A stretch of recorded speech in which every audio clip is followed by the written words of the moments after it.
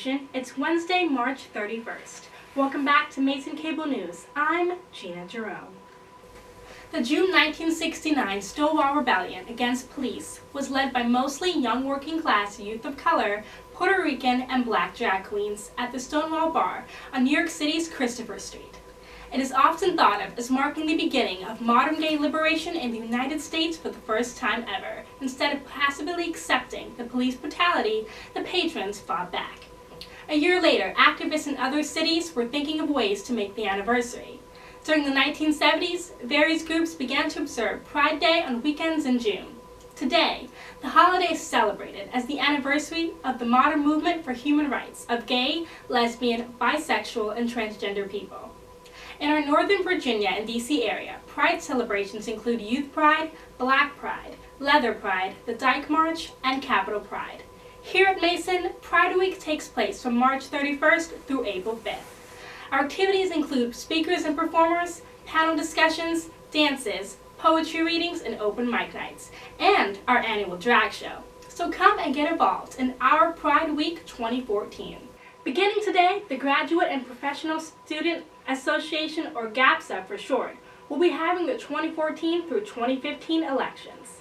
For those of you unaware, GAPSA is a relatively new student group that began operations in 2009. As stated on their website, their goal is to unite graduate students and establish a forum through which graduate and professional students are able to address issues, advocate for the greater good, grow professionally, and socialize with one another. While it may be too late for anyone to personally run for office, rest assured that there is much more to the campaigning process than simply applying. For more information on how GAPSA and how to get involved with the election process, please go to their website at gapsa.gmu.edu. Those of you interested will want to get involved as soon as possible, given that the process ends this Wednesday on April 2nd. George Mason undergraduate and graduate students were among the 1,200 students from around the world invited to present their projects at the 7th Annual Clinton Global Initiative University meeting in Arizona. CGIU was launched in 2007 by former President Bill Clinton to engage the next generation of leaders on college campuses around the world. All participants made commitments to action in CGIU's focus areas of education, environment, and global change, peace and human rights, poverty alleviation, and public health. CGIU was just phenomenal, says Marfrey, co-founder of the Student Mean Assistance Fund. Networking with so many like-minded people is inspirational. The events were great. We had influential speakers. Congratulations to the 19 George Mason students who were chosen to attend the amazing event. We've got a couple of events from student government that everyone should know about. To begin, spring election campaigns once again are continuing this week and won't end till Saturday, April 5th of this week. In other words, if you want to get involved, this is your last chance to help your fellow collegiates. Secondly, this Wednesday is Student Government's monthly What Do You Want Wednesday. On the first Wednesday of every month, student government insists that Mason students join with them to discuss changes to the facility or campus policies that they wish to have implemented. This is a great way to help resolve any problems you might have regarding parking, housing, or any other campus-related issues. Remember to come to the North Plaza at 12 p.m. if interested. As a bonus, student government is giving every participant a free cookie. And now for our event rundown. Later today, the event, Not Leaving at the Door, Intersections of Identities, part of Pride Week, will take place in Sub 1, Room 3A from 6 to 8 p.m. It will be an open discussion about the LGBTQ movement. Tomorrow, the Fresh Fest event will take place in Hanover, Room 1012 from 6 to 8 p.m. There will be free food, and the event is by freshmen for freshmen.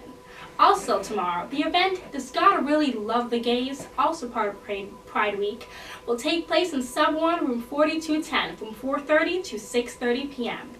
It will be an open discussion about what the Bible actually says about homosexuals. Finally, next week, Mason Cable Network will broadcast the I-Week Dance Competition live from the Center of the Arts beginning at 7 p.m. next Monday. And now for sports. Good evening, Mason Nation. I'm Robert Horn, and here's your Mason Cable Sports Update. Over the weekend, we had numerous games planned, however, many of them were canceled because of rain. However, we were able to get several sports games in this weekend. First, beginning with baseball. Men's baseball defeated VCU on Friday 3-1. However, Game 2 and 3 in the series were canceled because of rain and snow.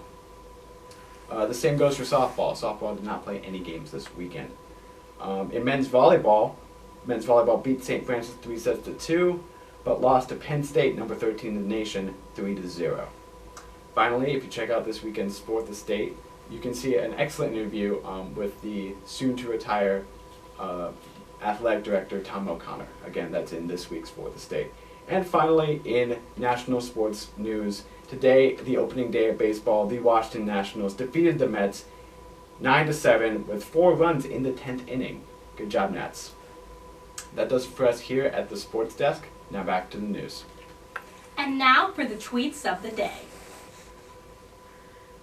I wish George Mason had a stress relief center filled with all different kinds of animals to play with.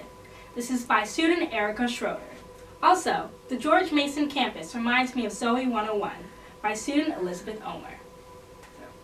And that does it for us here at the News Desk. I'm Gina Jerome, and hope you have a great day.